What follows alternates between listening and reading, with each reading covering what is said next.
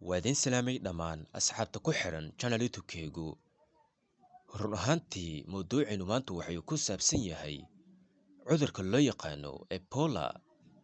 Cudurka Ebola wuxuu ka mid yahay cudurrada la xiriira qandhooyinka dhigbaxa ee keena viral hemorrhagic fevers.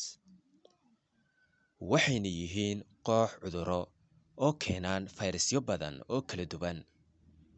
Cudurradan waxay ku dhacaan qaababka xubnaha kala duwan ee jirka isla hal waqti, waxayna waxyeello u geystaan marinnada dhiigga iyo in ay saameyn u geystaan awoodda hab u socodka jirka. Qaar ka mid ah cudurka viral hemorrhagic fever waxa ay yihiin kuwa baaba'a, laakiinse kuwa kale waxay noqon karayaan kuwa raaga. Badanaa waxay dhaliyaan dhiigbax iyo waxyaabo kale oo lagu garto. Dhiigbaxa aad buu u yaryahay in uu sababo dhimasho.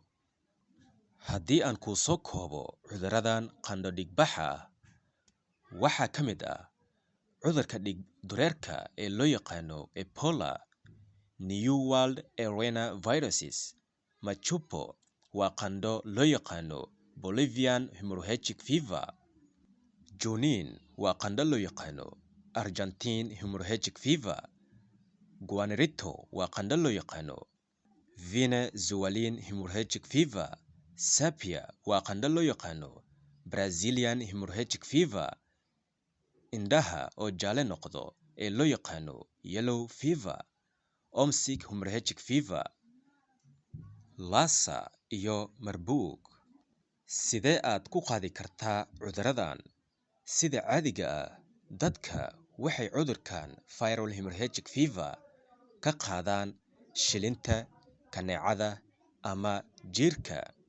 Dadka waxay sidoo kale cudurkan ka qaadaan marka ay soo gaaraan kaadida, saxarada iyo waxyaabo kale ee ka yimaado jirka cudurka qabo.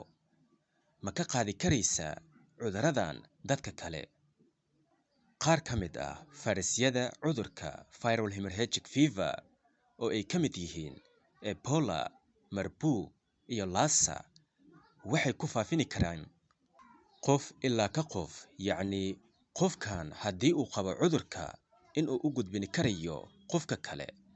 Sidoo kale, qofkan haddii uu qabo cudurkan Ebola, dheecaanka jirkiisa ku yaallo haddii uu taabto qof kale waa ayuu ku qaadi karaa sida.